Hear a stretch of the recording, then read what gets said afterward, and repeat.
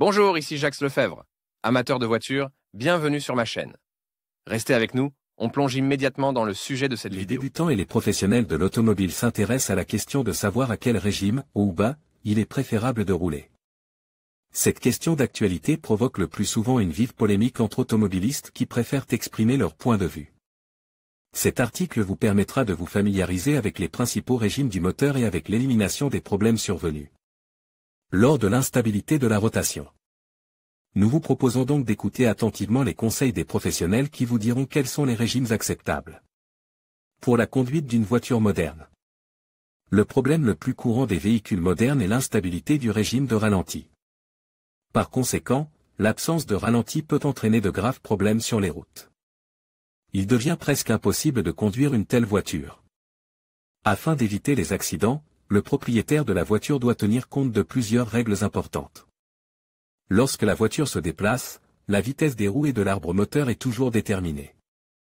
Lorsque le régime de l'arbre moteur augmente, la vitesse de la voiture augmente en conséquence. Par conséquent, la vitesse de l'arbre est déterminée en divisant le rapport de vitesse de la vitesse actuelle. N'oubliez pas non plus que certaines voitures sont équipées d'un limiteur de régime, qui réduit le nombre de tours du vilebrequin en fonction de différentes conditions.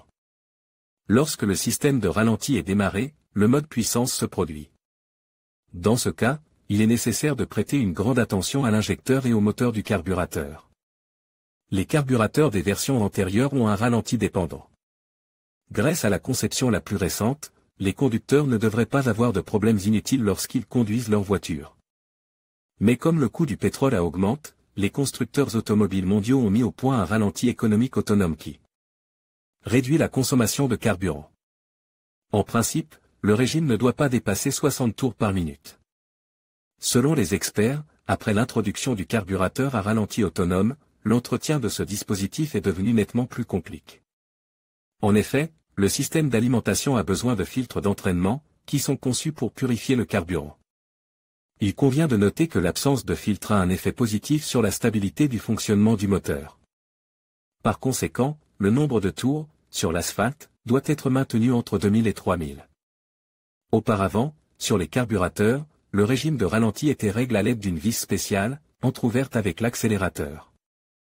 Mais à ce stade, le processus d'installation est devenu beaucoup plus compliqué.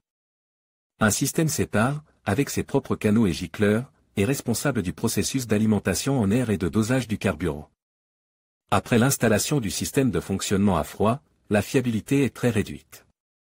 Si un seul cheveu ou un grain de poussière s'y infiltre, des interruptions peuvent se produire.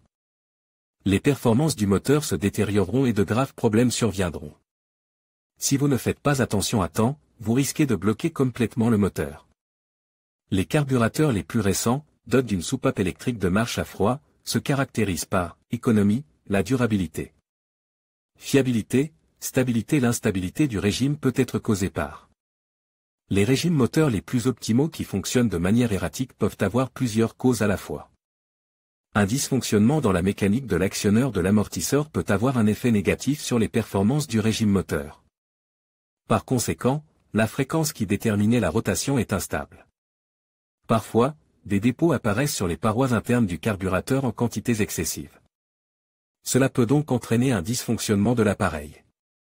Dans cette situation, les experts suggèrent de diagnostiquer les éléments de l'entraînement du papillon des gaz. Par conséquent, il sera nécessaire de nettoyer l'ensemble du papillon. Pour vérifier l'action des actionneurs, vous aurez besoin d'un assistant, qui appuiera lentement sur l'accélérateur jusqu'à l'arrêt complet, tandis que le conducteur surveillera en même temps l'action du levier. Les moteurs à combustion interne nominaux fonctionnent à plein régime. Les volets doivent être en position verticale.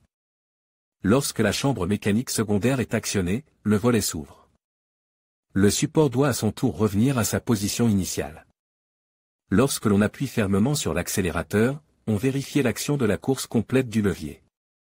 Si le levier fonctionne normalement, la course complète du levier devrait être atteinte à l'avenir. En cas de mouvement irrégulier du starter, le carburateur est entièrement déposé et démonté par des spécialistes. Une fois le corps du papillon entièrement nettoyé, la course du volet est normalisée.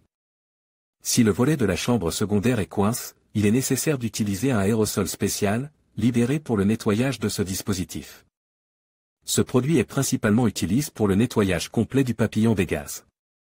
Ce produit innovant peut être appliqué très facilement et simplement. Il ne sera même pas nécessaire de démonter le carburateur pour nettoyer les éléments.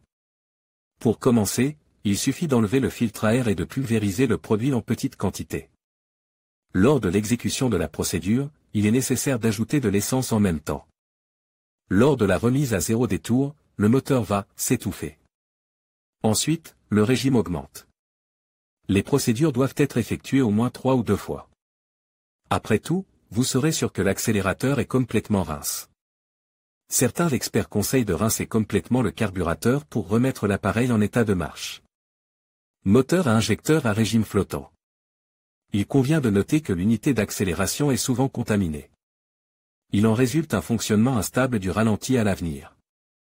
Le canal est complètement obstrué par la saleté et le canal de dérivation est bloqué. Selon les professionnels, les ensembles papillons peuvent être facilement démontés et nettoyés, ce qui ne présente pas de danger particulier pour l'appareil. En cas d'entrée d'air étranger, le capteur affiche des données incorrectes. Cela peut entraîner une perte ou un ajout de carburant. Cela induit le conducteur en erreur. C'est pourquoi un nettoyage complet est effectué pour égaliser le rapport de mélange. De cette manière, le rapport de vitesse peut être régularisé. Avant de procéder à la normalisation de l'alimentation en air, des spécialistes inspectent l'appareil. Comment démarrer le moteur à l'éther? Le limiteur du Knight limite le nombre maximal de tours de l'arbre de transmission du moteur. Par conséquent, pour démarrer le moteur et le ramener à un état normal, il est nécessaire d'utiliser de l'éther diéthylique.